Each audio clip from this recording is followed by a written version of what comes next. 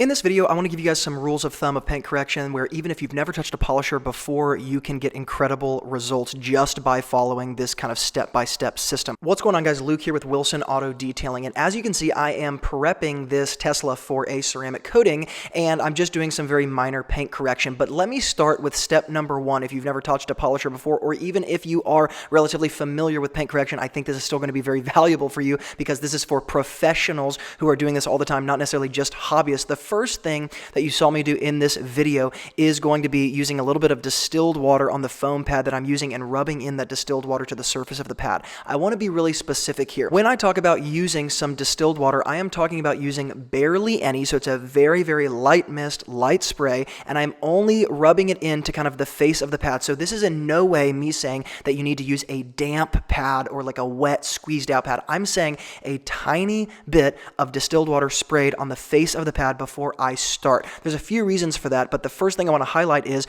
I primed the pad before I started with the paint correction. Another way to say this might be I seasoned the pad. I did kind of an inner circle and an outer circle, and then I rubbed all of that polish into the face of the pad before I got started. So we already kind of distributed the polish evenly over the face of the foam pad. Well, when I am picking up a new pad to start paint correction and I'm seasoning it, a tiny bit of that distilled water on the face of the pad makes it a lot easier to rub that polish in. On these foam pads, it can be a little difficult unless you use a ton of polish to get it on every part of the face of the pad. And so using a little spritz of distilled water is a solution I have found to not have to overdo it on the polish to season it, but season it well with less than I think what most people use in the beginning and get it on every part of the face of the pad. Okay, the second thing I want to highlight about using a little spritz of distilled water is when using any polish that you're using, generally speaking, I'm using something classic like Meguiar's 105 or 205, or there's a polish I really like called CSI, and there's some of these kind of non-diminishing abrasive polishes that I prefer.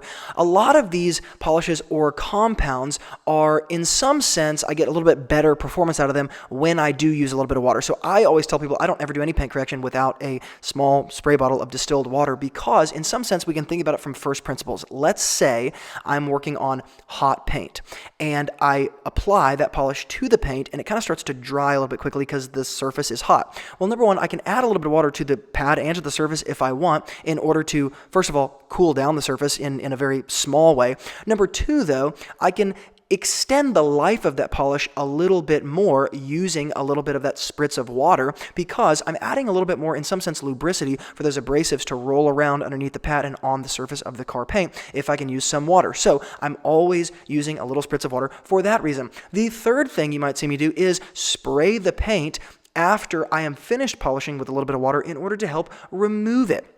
That's another thing I feel like people never talk about, but how many detailers have experienced trying to remove a kind of stuck-on polish, and you almost input some of those hairline swirl marks back into the paint if you're dealing with really soft clear coat, trying to pull that polish that's hard to remove off the paint. Again, a tiny little bit of water just fixes that. And so I think this is one of those really simple explanations in the detailing world that people overthink, but the actual answer is just use a little bit of water. Now, the second rule of thumb I want to highlight here is using not a compound or a heavy cutting polish, but rather a, let's say, medium to light or just finishing polish in some sense, coupled with a little bit more aggressive foam pad or microfiber pad. So this is a combination that I don't feel like a ton of people talk about because we always separate things in the paint correction world into stage 1, stage 2, stage 3. This is a way where even a beginner can combine some of those stages and get really, really good results. So I want to give you an example. The blue pad that you see me using here is a medium cut pad, and the polish I'm using is a finishing polish. In some sense, again, we can think about this from first principles.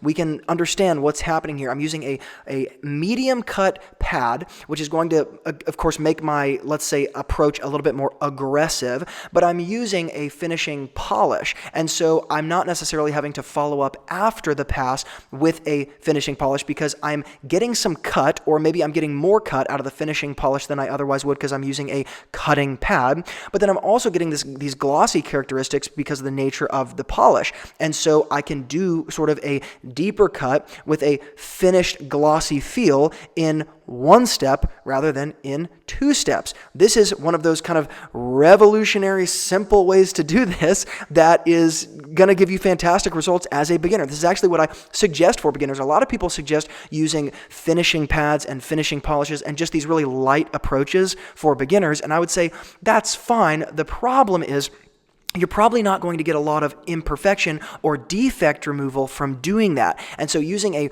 really light cutting foam pad with a light cutting polish is just going to enhance the gloss in some sense, and it's not going to give you as a beginner or somebody trying to learn a good feel of really the capacity to remove defects, which is the purpose in the first place. Now, the third rule of thumb that I want to give you guys, and this is for advanced guys, expert guys, beginner guys, and specifically for beginners, this is going to get maybe a lot of hate from people in the comments, but it's something that has been proven time and time again by people like myself who actually see cars on a day-to-day basis and have actually been in the real world, in the ditches, making this stuff happen, right? Doing the hard work, not necessarily just talking about it. And the third rule of thumb I want to give you guys is to use some downward pressure. I think this is like not a popular concept on social media, but the idea that you cannot use downward pressure when you are doing paint correction is kind of silly because, again, if we dial back and start to think about this from first principles, what do we have? We have a polisher, the machine itself, we have a pad, and then we have the polish itself. And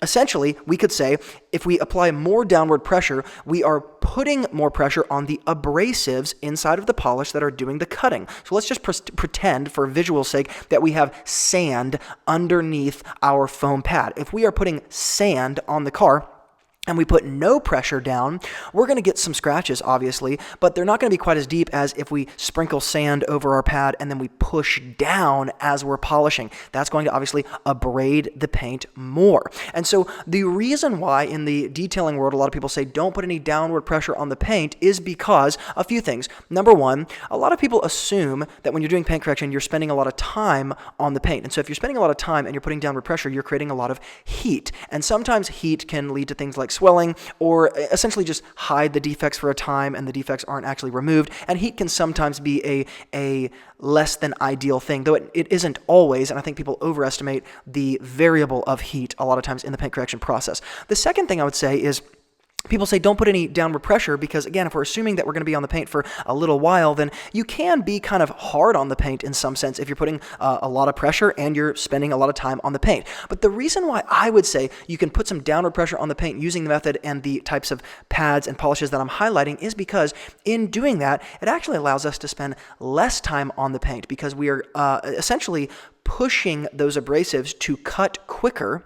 And so we can do what a lot of people can do in less time. And this has been proven time and time again. I actually hosted a training about this, talking about this, and I'm not going to go into that, but I actually demonstrated this even on really hot car panels that this can be done. I would rather spend less time on the paint and get great results rather than more time on the paint and get great results. And there are a lot of arguments that I think could be made, again, just thinking from first principles about this, where we can say, hey, if we can put a little pressure on the paint, but get done in a third of the time as other people and keep the heat down or below a certain threshold in the same way that they would spending more time on the paint, then the only variable we're changing is the amount of time it took for us to remove the defect in the first place. And I think that is really what beginners should focus on. Not these really long cycle times trying to spend a bunch of time on the paint, but rather, how can I get the results that I want for my customer as fast as possible? And of course, taking care of the paint, understanding it structurally, and making sure that I'm not doing anything crazy where the customer's going to experience some sort of bad situation later on. All that being said, guys, would love to hear your feedback in the comments below. And as always, thank you guys so much for watching. Hopefully this was helpful for those of you who want to get a better context for the paint correction process as beginners. As always, from Luke here at Wilson Auto Detailing, thank you so much for watching. Hit the like button if this was helpful. And remember, a great detailer is always learning. And I'll see you guys in the next video.